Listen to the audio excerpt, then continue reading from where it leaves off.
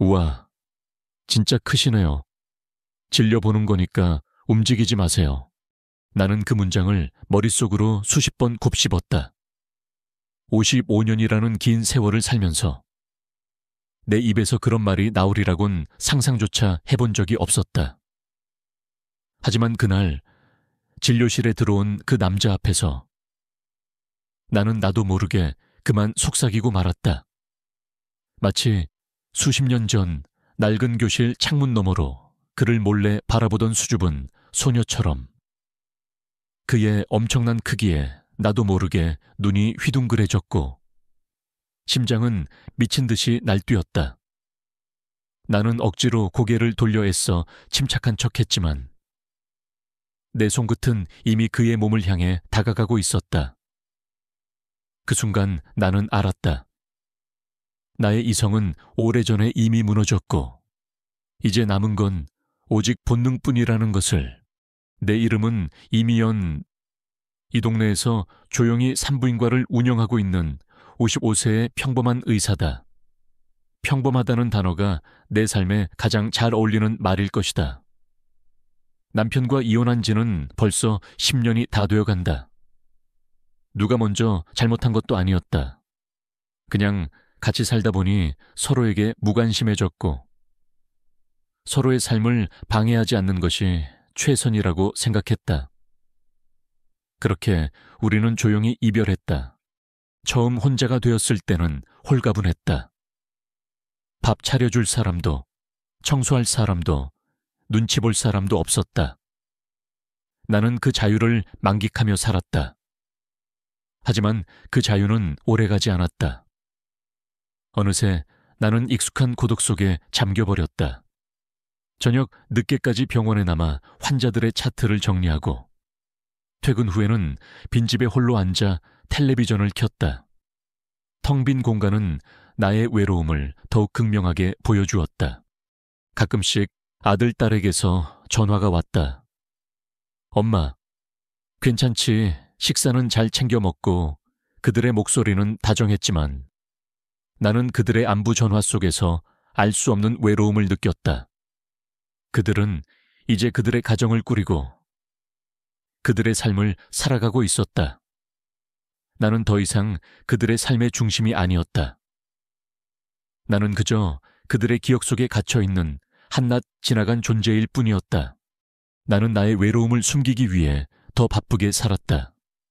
병원 일에 매달렸고 지인들과의 모임에도 적극적으로 참여했다.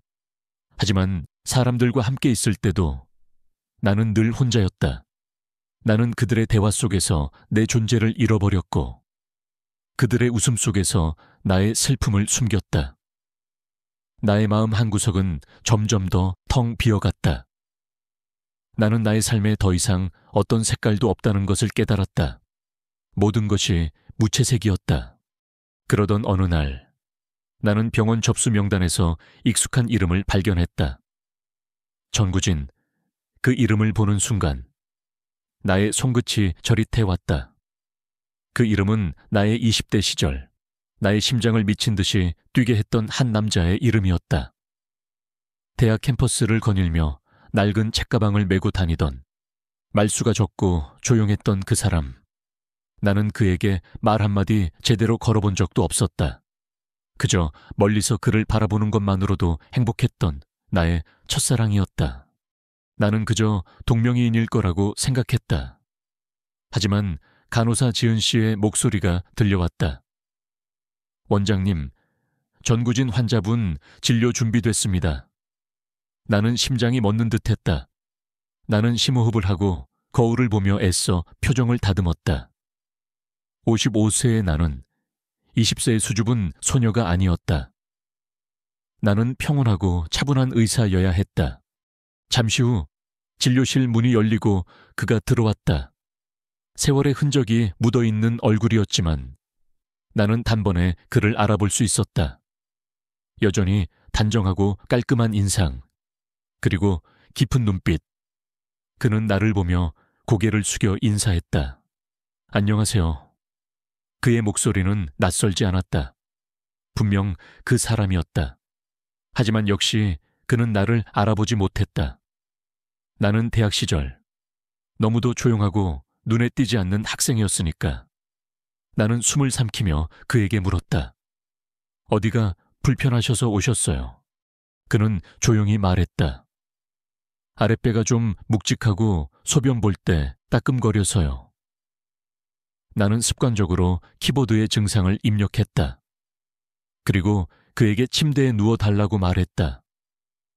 그는 아무 말 없이 고개를 끄덕이고 침대에 올라갔다. 바지를 벗고 속옷까지 천천히 내리는 그의 동작. 나는 고개를 살짝 돌렸지만 나의 눈은 정확히 그곳을 따라갔다. 그리고 내 입에서 나도 모르게 그 말이 튀어나왔다. 우와, 진짜 크시네요. 나는 본능적으로 입술을 꽉 다물었다. 내 눈은 자꾸만 아래로 향했다. 나는 장갑을 끼고 진료를 시작했다. 나는 의사로서 침착해야 했다. 하지만 나의 손끝은 나도 모르게 그의 중심을 스치고 지나갔다. 나는 고의가 아니라고 스스로에게 변명했지만 나의 마음은 이미 그를 의식하고 있었다. 그는 아무 말 없었지만 아주 작게 몸을 움찔했다. 나는 그 반응을 못 본 척하면서도 내 손끝에 느껴지는 그의 미세한 떨림에 속으로 흥분을 느꼈다. 그의 진료가 끝나고 그는 조용히 옷을 입고 내게 인사를 한 뒤 진료실을 나갔다. 문이 닫히자마자 나는 숨을 몰아쉬었다. 심장이 너무 뛰어서 곧 터져버릴 것만 같았다. 나는 한참 동안 그대로 앉아 있었다. 차트는 눈에 들어오지 않았고 손끝에 남은 그의 감촉만 계속해서 떠올랐다. 나는 그날 밤 텅 빈 병원 안에서 CCTV를 돌려보며 그의 모습과 나의 손이 닿는 그 순간을 수십 번이고 다시 보았다. 나는 내가 무엇을 하고 있는지 알지 못했다. 나는 그저 나의 외로움을 채우고 싶었고 나의 죽어버린 감정을 다시 살리고 싶었다. 그리고 그 시작은 나의 첫사랑 전구진이었다. 아내가 떠난 후 나의 삶은 정지된 사진처럼 고요했다. 아내는 암 투병 끝에 세상을 떠났고 나는 남겨졌다. 사람들은 나에게 혼자여도 괜찮아. 혼자만의 시간을 가져 라고 말했지만 그 괜찮음은 시간이 지날수록 나의 외로움을 더 깊게 만들었다. 아들이 결혼을 하고 딸이 유학을 떠난 후 나의 집은 완전히 텅 비었다. 더 이상 나의 손길이 필요한 사람도 나의 따뜻함이 필요한 사람도 없었다. 나는 그저 껍데기만 남은 존재였다. 혼자 있는 시간은 나의 취미였던 뜨개질을 다시 시작하게 했다. 나는 매일 밤 털실을 엮으며 시간을 보냈다. 뜨개질은 조용했고 고독했으며 나의 마음을 진정시키는 유일한 방법이었다. 하지만 나는 알고 있었다. 이 조용함과 고독함은 나의 마음속 공허함을 채워주지 못한다는 것을. 나는 무언가를 갈망하고 있었다. 나의 죽어버린 감정을 다시 살려줄 어떤 자극적인 것을. 그러던 어느 날 나는 우연히 텔레비전에서 한 다큐멘터리를 보았다. 한 중년 남자가 혼자서 식사를 하는 장면이었다. 그는 아무 말 없이 밥을 먹었고 그의 눈빛은 텅 비어 있었다. 그 남자의 모습은 바로 나의 모습이었다. 나는 그를 보며 눈물을 흘렸다. 나는 혼자 밥을 먹는 것에 익숙해졌지만 그 익숙함은 나의 마음을 편하게 해주지 못했다. 나는 누군가와 함께 밥을 먹고 싶었고 누군가와 함께 이야기를 나누고 싶었다. 나는 나의 외로움을 숨기기 위해 더 바쁘게 살았다. 병원 일에 매달렸고 간호사들과 수다를 떨며 웃었다. 하지만 나의 웃음은 진심이 아니었다. 나의 마음은 늘 차가웠고 나의 영혼은 늘 외로웠다. 나는 내가 가식적인 삶을 살고 있다는 것을 깨달았다. 나는 내가 아닌 다른 사람이 되어 살고 있었다. 그러던 어느 날 나는 한 환자의 차트를 정리하다가 깜짝 놀랐다. 정구진. 그날 이후로 나는 그의 이름이 적힌 차트를 여러 번 봤다. 그는 나의 병원에 여러 번 방문했지만 나는 그를 보지 못했다. 나는 그저 그의 이름만으로도 가슴이 뛰었다. 나는 그의 차트를 뒤적였다. 그의 나이, 그의 주소, 그의 연락처. 나는 그의 모든 것을 알고 싶었다. 하지만 나는 나의 욕망을 숨겨야 했다. 나는 그의 의사였고 그는 나의 환자였다. 우리의 관계는 단지 그것뿐이었다. 하지만 나의 마음은 이미 그를 향하고 있었다. 나는 매일 아침 눈을 뜨면 오늘은 정구진 씨가 오지 않을까라는 기대를 했다. 나는 매일 밤 잠자리에 들면 그의 얼굴을 떠올리며 잠 못 이루었다. 나의 마음은 이미 그에게로 향하고 있었다. 그러던 어느 날 그는 다시 나의 병원에 왔다. 그의 얼굴을 보는 순간 나의 심장은 다시 미친 듯이 뛰었다. 그는 나를 보며 웃었다. 그의 웃음은 맑았고 순수했다. 나는 그의 웃음을 보며 죄책감을 느꼈다. 나는 그의 의사였고 나는 그의 몸을 만졌다. 나는 그의 몸을 만지며 나의 욕망을 느꼈다. 나는 나의 죄를 숨겨야 했다. 나는 그를 진료했다. 그의 몸은 여전히 컸고 그의 피부는 여전히 따뜻했다. 나는 진료라는 핑계로 그의 몸을 만졌고 그의 몸을 만지며 나의 마음속 깊이 숨겨져 있던 욕망을 다시 느꼈다. 그는 아무 말 없었지만 그의 눈빛은 흔들리고 있었다. 나는 그의 눈빛에서 나의 외로움을 보았다. 그는 나처럼 외로웠다. 그는 나처럼 사랑을 갈망하고 있었다. 나는 그를 진료하며 나의 외로움을 채우려 했다. 나는 그를 통해 나의 죽어버린 감정을 다시 살리려 했다. 하지만 나는 알았다. 이 모든 것이 한낱 헛된 욕망이라는 것을. 그는 나의 환자였고 나는 그의 의사였다. 우리의 관계는 한계가 있었다. 하지만 나는 그 한계를 넘고 싶었다. 나는 그와 함께하고 싶었다. 나는 그와 함께 나의 외로움을 끝내고 싶었다. 그날 이후 나의 삶은 전구진이라는 이름으로 가득 채워졌다. 나는 매일같이 병원 접수 명단을 들여다보며 그의 이름을 찾았다. 그의 이름이 보이지 않을 때마다 실망했지만 언젠가 그가 다시 올 것이라는 막연한 기대감에 하루하루를 버텨냈다. 내 마음속에는 이미 그에 대한 감정이 깊게 뿌리내리고 있었다. 그것은 단순한 첫사랑에 대한 향수가 아니었다. 그것은 나의 외로움이 만들어낸 나의 죽어버린 감정을 다시 살려내고 싶은 뜨거운 욕망이었다. 정확히 2주 후 그는 다시 나의 병원에 왔다. 나는 그의 이름이 적힌 차트를 보는 순간 숨이 멎는 줄 알았다. 나는 심호흡을 하고 거울을 보며 표정을 가다듬었다. 이번에는 의사로서의 침착함을 잃지 않겠다고 다짐했다. 하지만 그의 진료실 문이 열리고 그가 들어오는 순간 나의 다짐은 와르르 무너졌다. 그는 나를 보며 옅은 미소를 지었고 그의 미소는 나의 심장을 미친 듯이 뛰게 했다. 안녕하세요. 원장님, 오랜만이네요. 그의 목소리는 여전히 차분했고 그의 눈빛은 여전히 깊었다.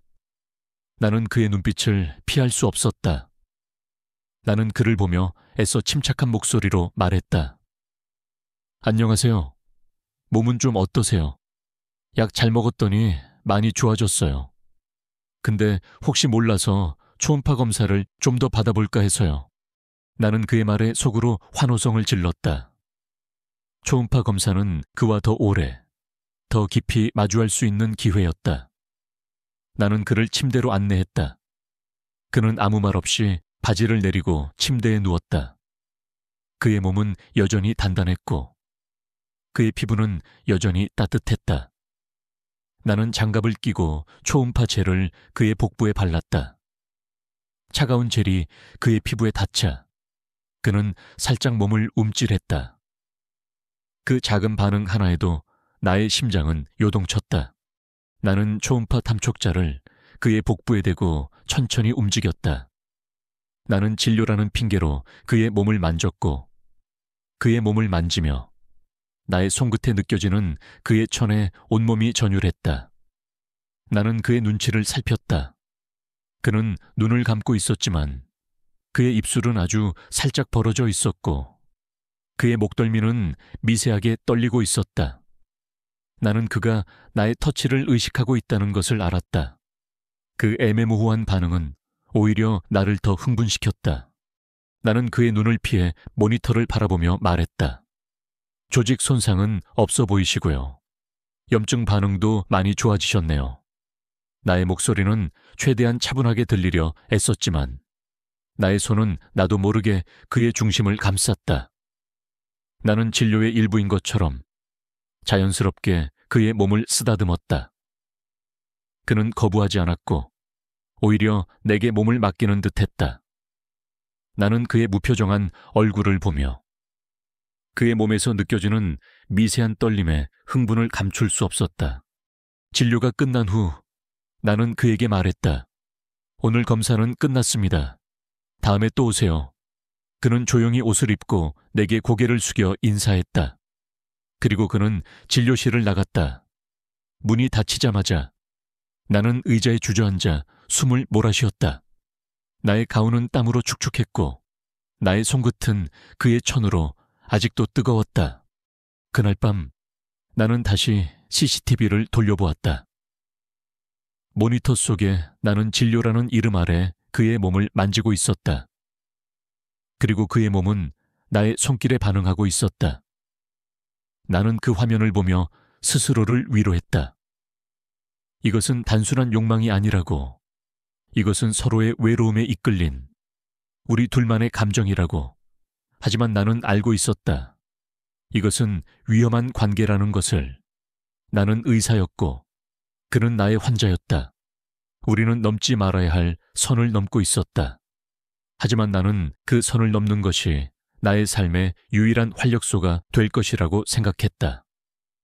나는 그를 다시 만나고 싶었다. 환자와 의사가 아닌 남자와 여자로서. 그날 이후 나의 삶은 기다림의 연속이었다.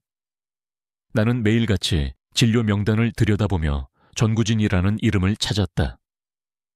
하지만 아무리 찾아봐도 그의 이름은 없었다. 나는 점점 초조해졌다. 그가 다시 오지 않으면 어쩌지 나의 이 작은 불꽃은 이렇게 꺼져버리는 걸까? 나는 그의 이름 하나 보려고 매일같이 컴퓨터 화면을 켜고 끄는 것을 반복했다.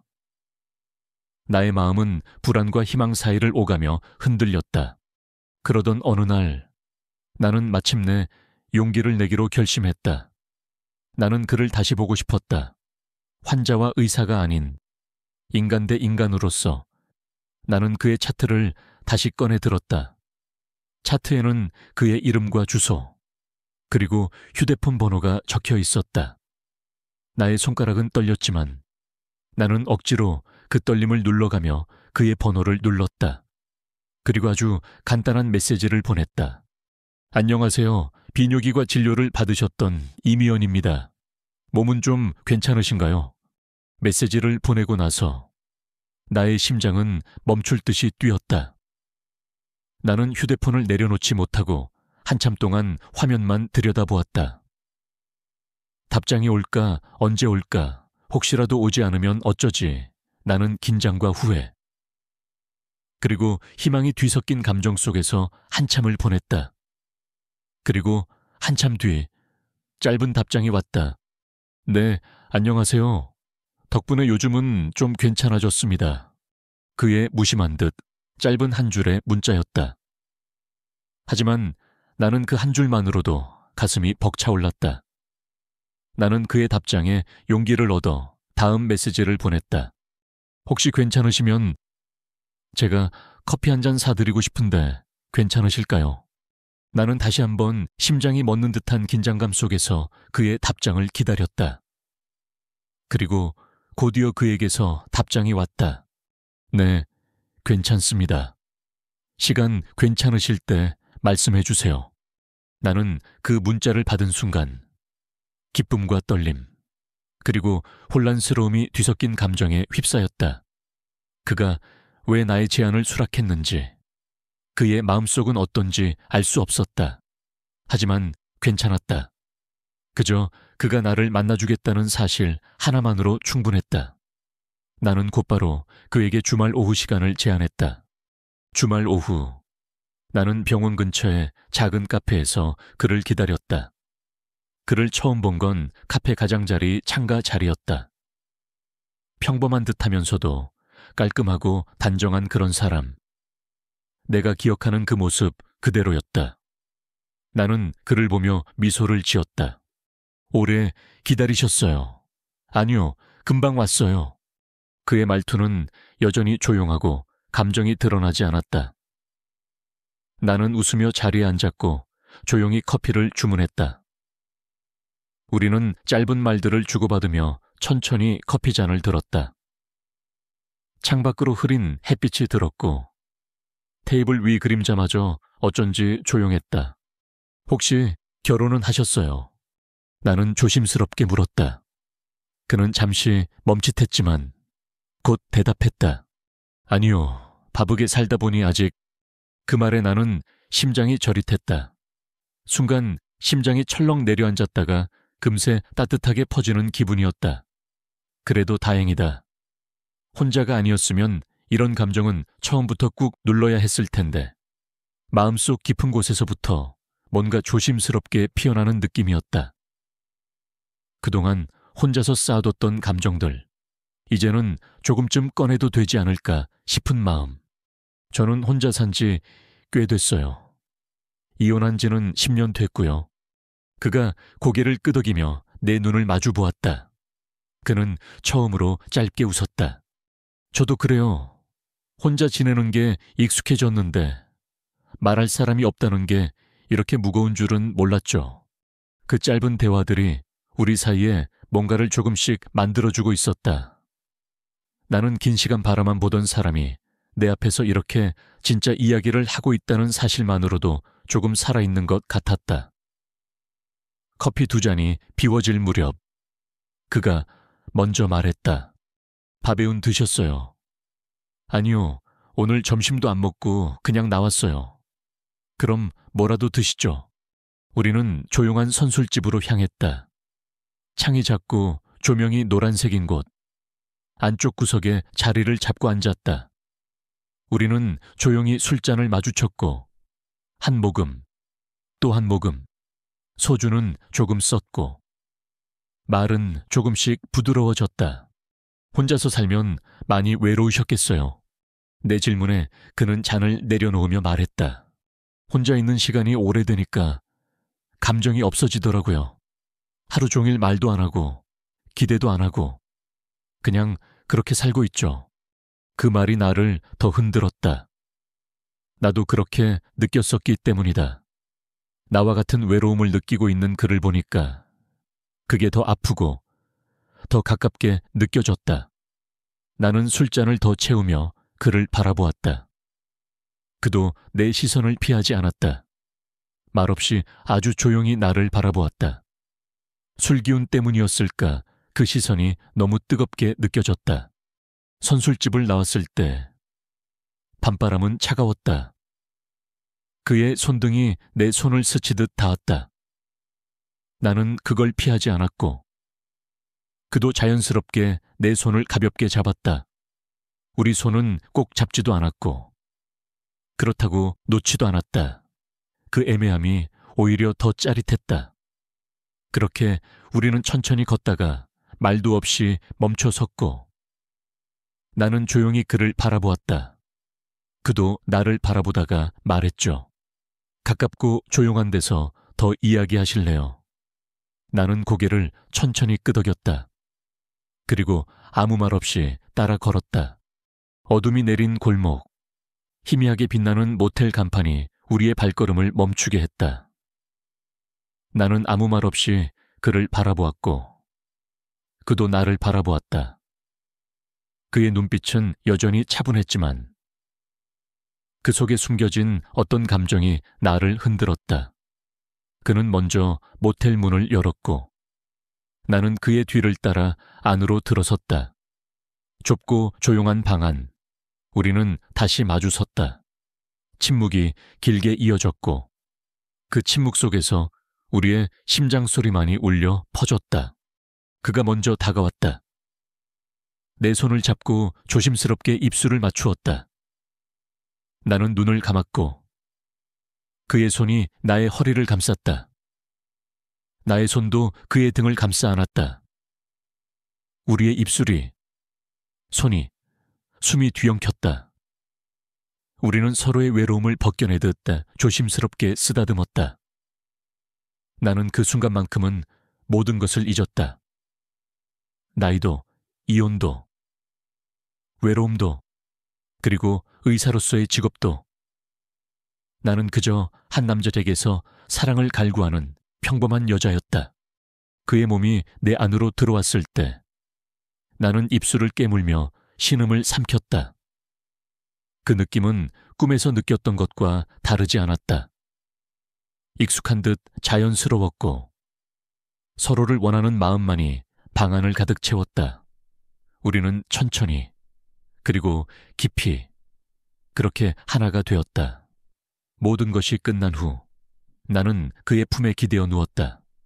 그는 조용히 나를 안고 있었고 나는 그의 천을 느끼며 눈을 감았다.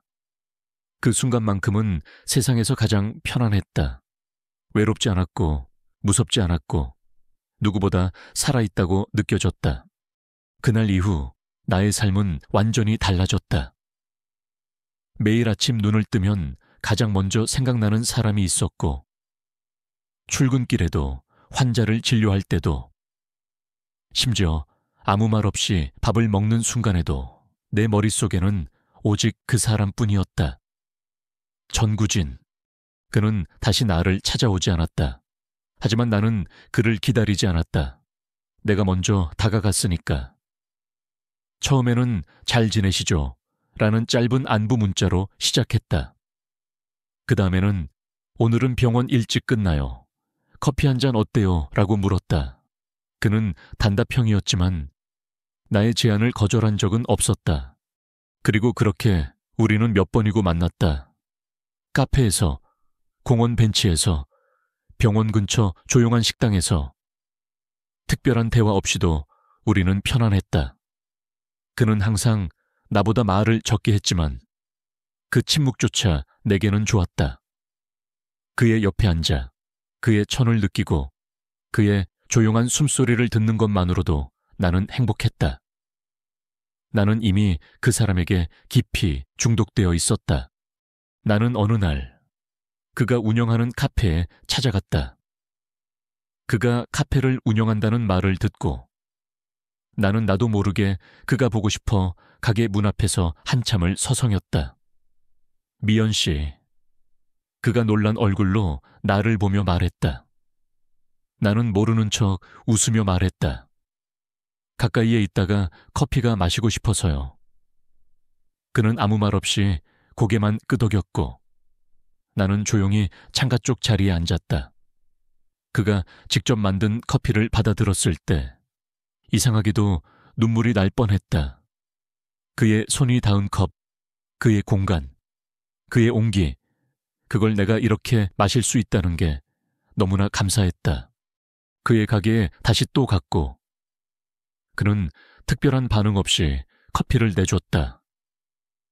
나는 점점 그의 일상 속으로 조금씩 스며들고 있었죠. 그가 거절하지 않으니 나는 더 깊이 들어갔다. 조용히, 천천히, 중독처럼. 어느 날은 그가 직접 문자를 보냈다. 오늘 병원 마감하고 뭐 하세요? 그 한 줄, 그 문장을 몇 번이고 다시 읽었다. 가슴이 뛰고 손이 떨리고 거울을 몇 번이나 보고 나갔다. 그날 밤 우리는 또다시 모텔로 향했다. 그는 여전히 말이 없었고 나는 그 말 없는 손길을 느끼며 눈을 감았다. 이건 연애가 아니라는 거, 그도 나를 사랑하지 않는다는 거. 알면서도 나는 계속 그를 품었다. 품고 또 품고. 그 사람의 천을 잊지 않기 위해 안간힘을 썼다. 그는 내게 감정 표현을 하지 않았다. 사랑한다고 말한 적도 없고 보고 싶다고 한 적도 없다. 하지만 그의 손이, 그의 숨소리가, 그 모든 게 나를 무너뜨렸다. 나는 이미 그 사람 없이 하루를 견딜 수 없게 돼 있었다. 나의 외로움과 그의 침묵이 만들어낸 이 관계는 내게 너무나도 달콤한 독이었다. 그날은 이상하게 맑았다. 햇살이 따뜻했고 바람도 부드러웠다. 나는 우진 씨와 나란히 거리를 걷고 있었다.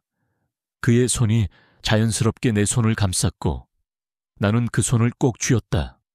아무도 모르는 연인처럼 우리는 조용히 그리고 말없이 걸었다. 마치 아무 일도 없는 것처럼. 그 순간만큼은 정말 행복했다. 누구보다 가까이 있는 사람 같았고 이 시간이 영원했으면 좋겠다는 생각이 들 정도였다. 나의 가슴속은 따뜻했고 나의 영혼은 평온했다. 그런데 그 순간 바로 앞에서 어떤 여자가 다가왔다. 중년의 여인, 짙은 눈썹, 그리고 날카로운 시선을 가진 여자였다. 그녀는 우진 씨를 보자마자 그대로 우리 앞에 멈춰 섰다. 여보. 그녀는 단호한 목소리로 그를 여보라고 불렀다. 우진 씨는 그 자리에서 그대로 굳어버렸다. 그의 얼굴에서 모든 표정이 사라졌다. 나는 도대체 이게 무슨 상황인지 혼란스러웠다. 나의 머릿속은 하얗게 비워졌고 나의 심장은 차갑게 식어갔다. 그녀는 내 앞까지 와서 우진 씨를 똑바로 바라보았다. 지금 이게 뭐야? 그 말이 떨어지자마자 그녀의 손이 그의 뺨을 강하게 때렸다. 짝 소리보다 그 침묵이 더 무서웠다. 주변의 시선들이 우리를 향했고 나는 한 걸음 뒤로 물러섰다. 그녀는 나를 한 번 쳐다봤지만 아무 말 없이 돌아섰다. 그리고 그대로 뒷모습만 남긴 채 걸어갔다. 우진 씨는 그 자리에서 있었다. 볼이 붉게 달아올랐지만 그의 얼굴에는 어떤 감정도 드러나지 않았다. 나는 그를 바라보다가 조심스럽게 물었다. 괜찮아요. 그는 고개를 숙인 채 말했다.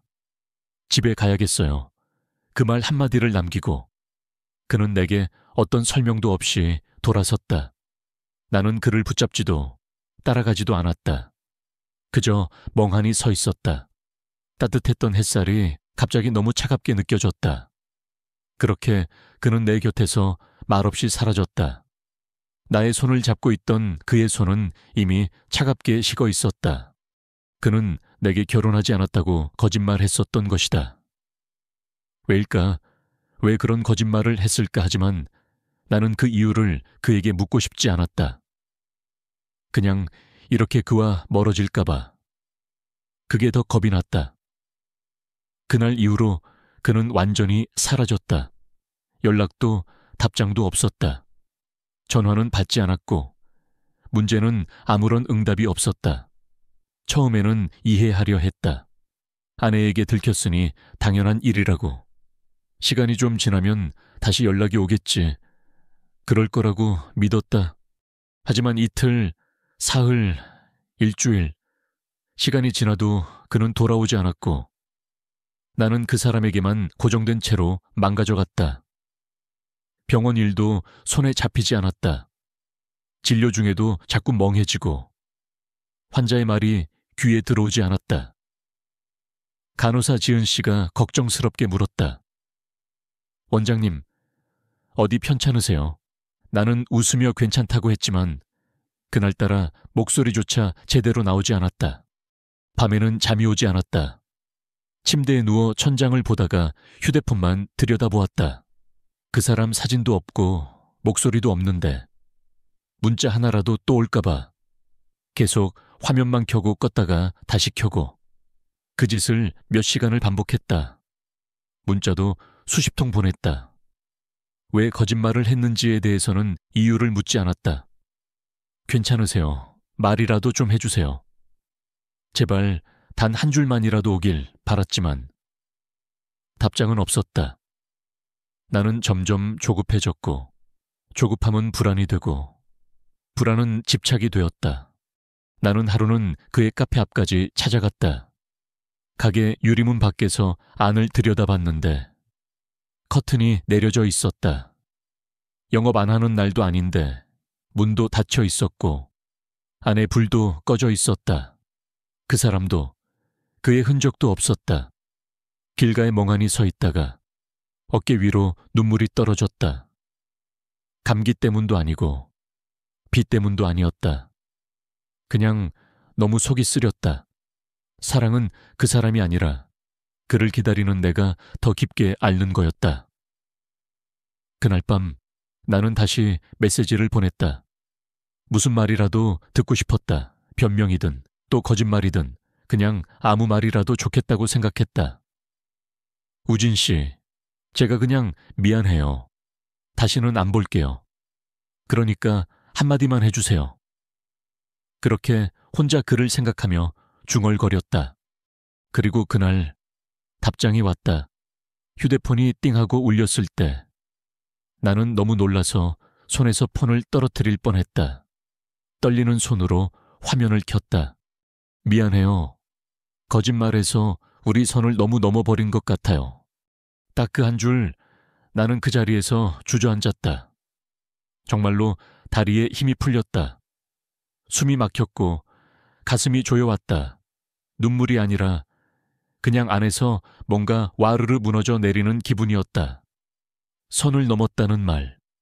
그 문장 안에는 수많은 의미가 담겨 있었다. 후회, 부담, 죄책감. 그 어떤 말보다도 명확한 이별의 신호. 그 사람은 나와 있었던 모든 순간을 단순히 선을 넘은 일로 생각하고 있던 것이다. 나는 그 속에 감정이 있다고 믿었는데 그는 감정이 아니라 실수였다고 여겼던 것이다. 결혼한 걸 속인 이유도 큰 이유는 없어 보였다. 그냥 일탈이라도 하고 싶었던 걸까, 바보 같죠.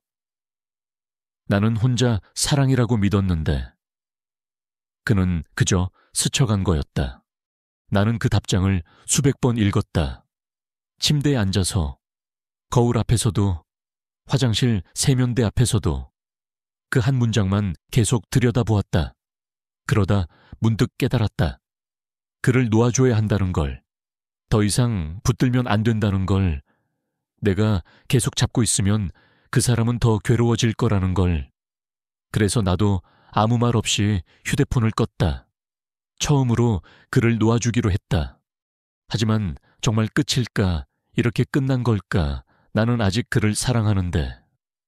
그의 천이, 숨결이, 입술이 아직도 내 안에서 지워지지 않는데 상황이 이렇게까지 되었는데도 그가 내게 거짓말한 것에 화가 나지 않았다. 외롭고 우울한 일상을 살던 내 앞에 그가 다시 나타나 준 것만으로도 감사했으니까. 그날 이후 나는 휴대폰을 끄고 살았다. 문자가 와도 못 보게, 전화가 와도 모르게, 그 사람의 이름이 뜨지 않게. 아무것도 하지 않았다. 출근해서 진료하고 퇴근하면 집에 들어와 불도 안 켠 채 누웠다. 예전엔 외로워서 불을 일부러 켜두고 잤는데 요즘은 그냥 아무것도 보고 싶지 않았다. 그를 떠나보내기로 했다. 그게 나를 위한 일이든 그를 위한 일이든 우리는 이미 너무 멀리 왔으니까. 그날 병원 옥상에 올랐다. 요즘 자주 올라가는 곳이다. 바람이 세게 부는 그곳에서 있으면 머릿속이 잠깐 멈추곤 했다. 손에 들고 있던 휴대폰을 꺼내 그가 보냈던 그 한 줄을 마지막으로 꺼내보았다. 우리 선을 너무 넘어버린 것 같아요. 나는 천천히 고개를 끄덕였다. 그래, 맞아. 우린 넘지 말아야 할 선을 넘어버렸지. 그런데 우습다. 그가 허락만 한다면 나는 그 선을 넘고 싶었다. 그를 위해서라면 다 감당할 수 있었다. 처음부터 그게 사랑이든 욕망이든 나는 그 사람이 좋았고 원했고 기다렸다. 그는 나를 기억하지 못하지만 나는 고등학교 때부터 그를 좋아했다. 매일 창문 너머로 바라보던 그 사람. 말 한마디 못 걸고 멀리서만 쳐다보던 내 첫사랑. 그 사람이 어느 날 갑자기 진료실 문을 열고 들어왔고 나는 아무 준비도 못한 채 그 사람에게 다시 빠졌다. 그것은 단순한 추억이 아니었다. 나는 그를 다시 사랑하게 된 것이다. 하지만 사랑이 다 허락되는 건 아니니까. 사랑이 다 받아들여지는 것도 아니니까. 나는 이제 그 사람을 놓아주기로 했다. 아프지만 그게 그의 선택이라면 나도 감당해 보려 한다. 마음이 아픈 날은 그냥 아프기로 했다. 어디에도 털어놓지 않고 누구에게도 의지하지 않고 그냥 그 사람을 다시 떠올리고 속으로 울며 스스로를 달랬다. 놓아주는 연습은 참 어렵고도 길다. 한 번에 되지 않더라고요. 매일 조금씩 어제보다 오늘, 오늘보다 내일. 나는 그렇게 그 사람을 천천히 놓아주고 있었다. 며칠 만에 휴대폰을 다시 켰다. 알림은 없었다. 그 사람의 문자도, 부재중 전화도 아무것도 없었다. 그런데도 이상하게 마음이 조용했다. 텅 빈 화면을 보고 웃었다.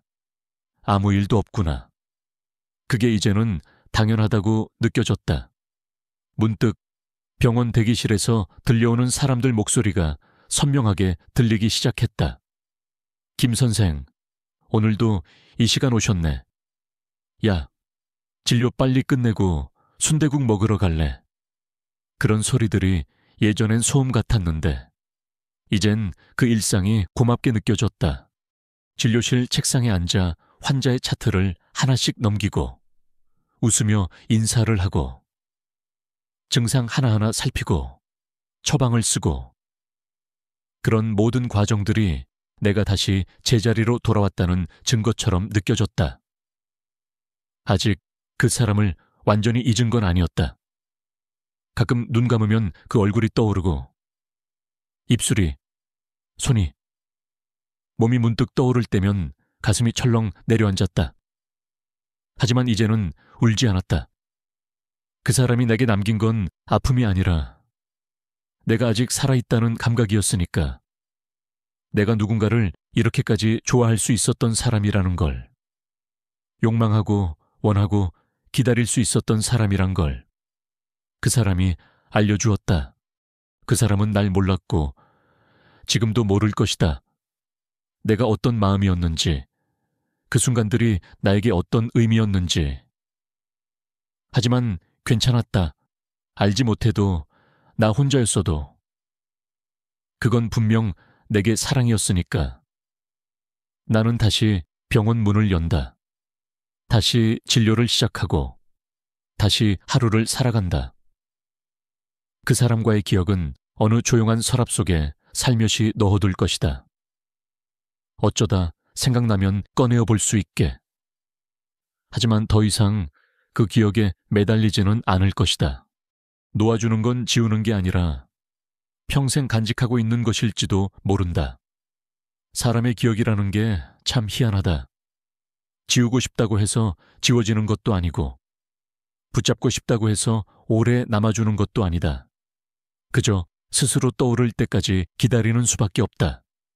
요즘 나는 그 사람을 억지로 잊으려 하지 않는다. 대신 기억이 올라올 때마다 조용히 꺼내어 바라본다. 바라보다가 다시 천천히 덮는다. 마치 책갈피를 끼운 책처럼. 그 사람과 처음 마주했던 진료실. 바지를 내리고 침대 위에 누웠던 그의 모습. 나는 그때 손끝이 얼마나 떨렸는지 아직도 생생히 기억한다. 숨도 제대로 못 쉬고 심장이 너무 요란하게 뛰어서 진료용 청진기 소리조차 들리지 않을 정도였다. 그리고 그와 처음 하나가 되었던 그날, 그가 아무 말 없이 나를 안고 나는 그의 품에 안겨 몸을 맞췄던 그 순간, 나는 여전히 아직도 그의 살결과 내 심장 박동까지도 잊히지 않는다.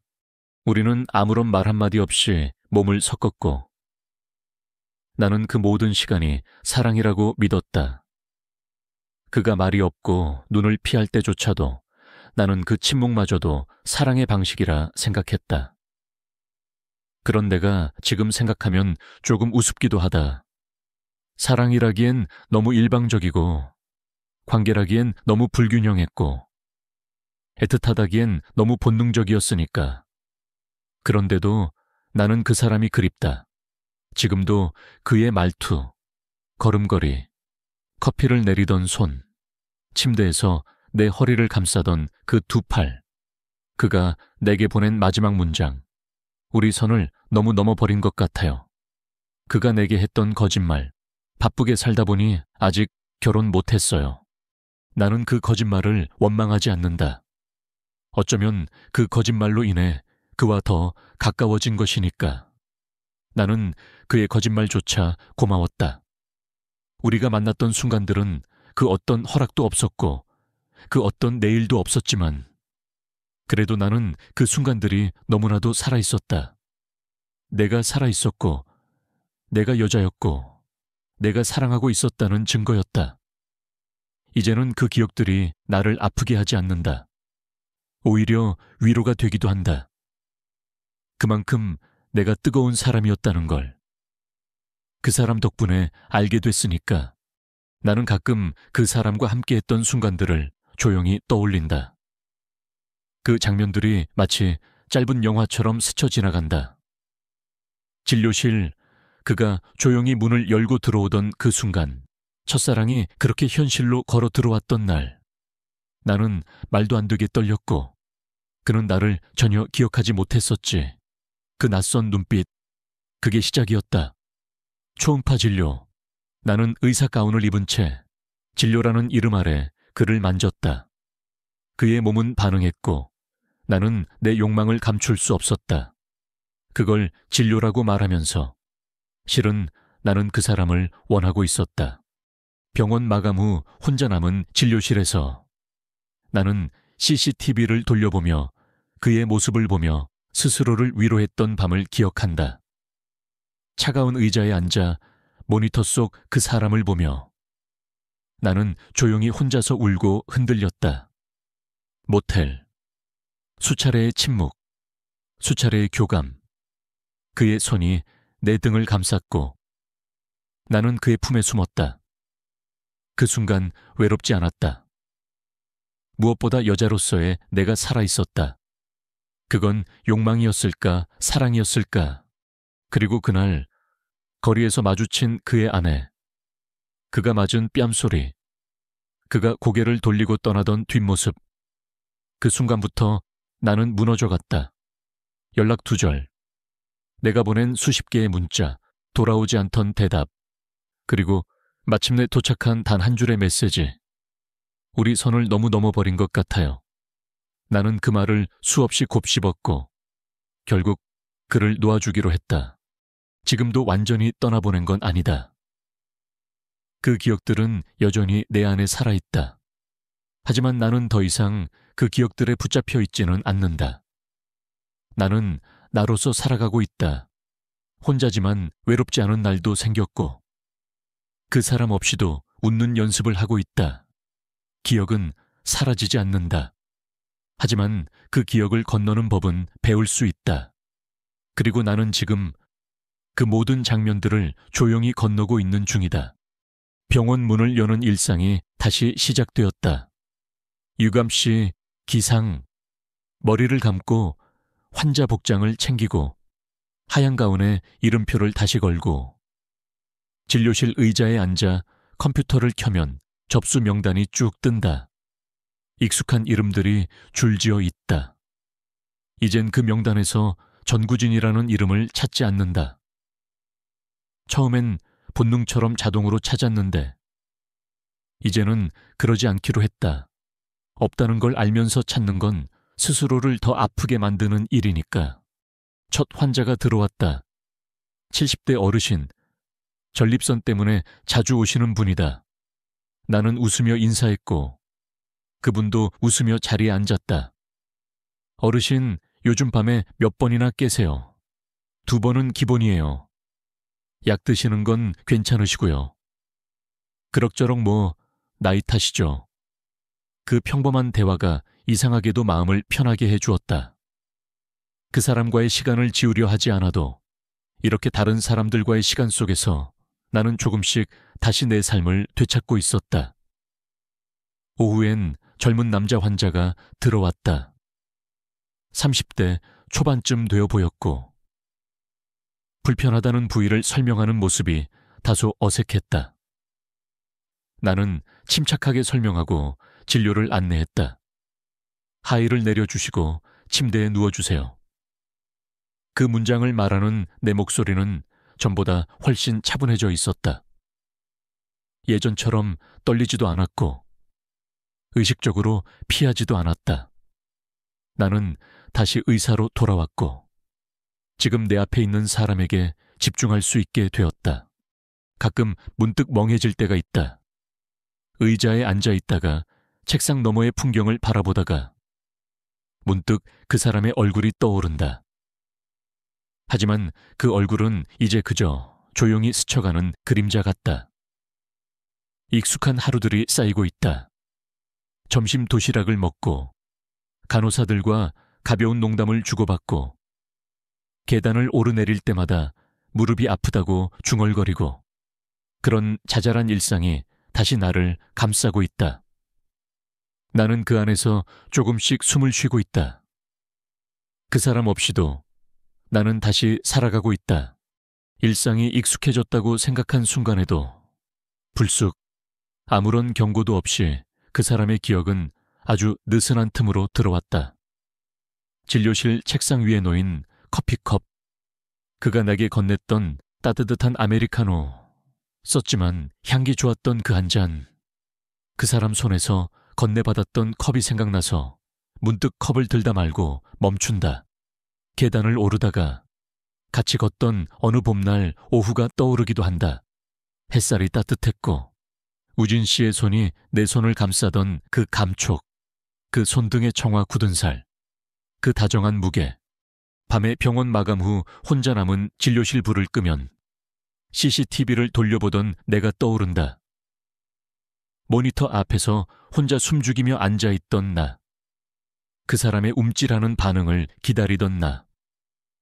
그때 나는 정말 사랑을 했던 걸까? 아니면 외로움이 만들어낸 착각이었을까? 그 사람이 아니라 내가 만든 어떤 환상에 빠져 있었던 걸까? 하지만 생각해보면 그 순간마다 내가 느낀 건 진짜였다. 심장이 뛰었고 손끝이 떨렸고 그 사람 안에 있던 시간들은 분명히 뜨거웠다. 이젠 그 모든 것들이 기억이 되어가고 있다. 아프지 않은, 하지만 완전히 사라지지도 않는. 기억은 시간이 지나면 색이 바래지만 아예 지워지진 않으니까 나는 이제 그 기억을 거부하지 않는다. 그냥 살짝 웃고 넘기기로 했다. 이제는 그 사람이 없어도 나는 나를 더 잘 알게 됐고 내가 얼마나 깊은 감정을 가진 사람인지 알게 됐다. 그 사람의 그림자는 이제 내 마음 한구석에 조용히 앉아 있다. 때로는 따뜻하게, 때로는 차갑게 내 하루를 한 번쯤 흔들고 간다. 그게 그 사람의 마지막 인사일지도 모르겠다고 생각했다.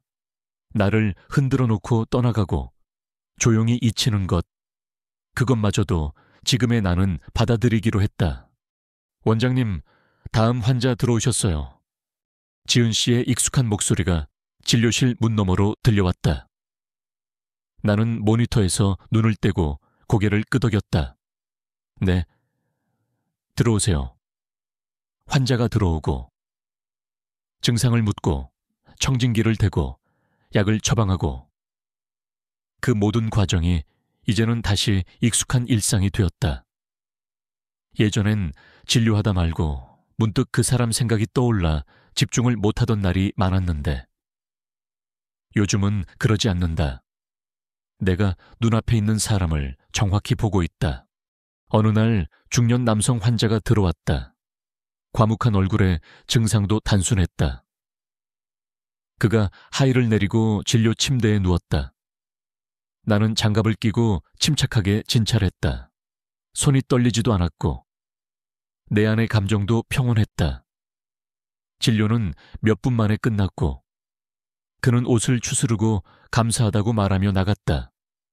문이 닫히는 소리를 들으며 나는 조용히 숨을 내쉬었다. 그 순간 문득 내 스스로가 낯설게 느껴졌다. 나 언제 이렇게 다시 돌아왔지. 하루하루 버티듯 살던 시간. 밤마다 휴대폰만 들여다보던 날들. 그 사람의 부재가 나를 갉아먹던 계절. 그 모든 걸 지나 여기까지 왔다는 게 스스로도 믿기지 않았다. 이젠 아침에 눈을 떠도 무겁지 않고 밤에 혼자 집에 있어도 울지 않는다.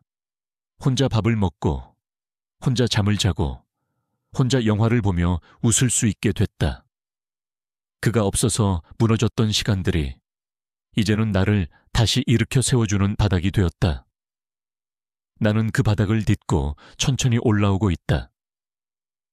그 사람과 있었던 일들은 모두 진짜였고 그 기억은 여전히 내 안에 살아있다. 하지만 지금의 나는 그 기억에 사로잡히지 않는다. 나는 다시 나로 돌아왔다. 그리고 오늘도 진료실 문은 열리고 나는 웃으며 사람을 맞이한다. 익숙하고 평범한 하루를 소중히 여기며 거울 앞에 선 나를 한참 동안 바라봤다. 민낯의 얼굴, 잔주름이 조금 늘어난 눈과 조금 마른 어깨, 그리고 여전히 살아있는 눈빛. 나는 그 눈빛을 오래 들여다봤다. 예전엔 거울을 볼 때마다 외로움이 먼저 비쳤다. 텅 빈 표정, 텅 빈 마음. 누군가의 시선 없이 나이 들어간다는 것이 처음엔 참 두려웠다.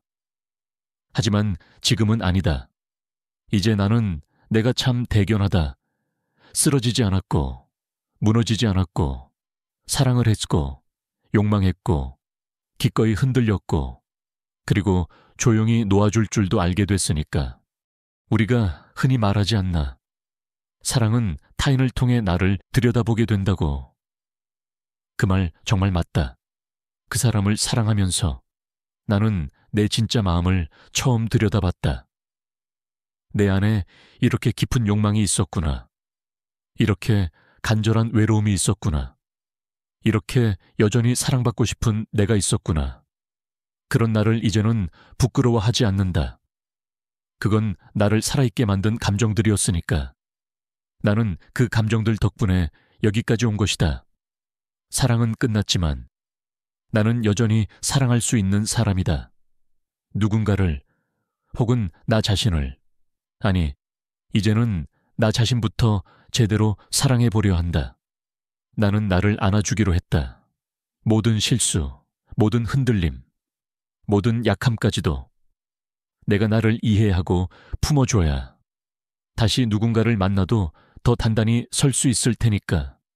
이제는 누군가에게 사랑받기 위해서가 아니라 내가 나를 더 많이 사랑하기 위해 살아가려 한다.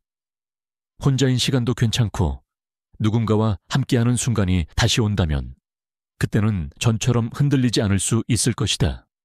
그 사람을 보내고 나는 다시 나를 만났다. 그것만으로도 이번 사랑은 내게 참 귀하고 소중했다.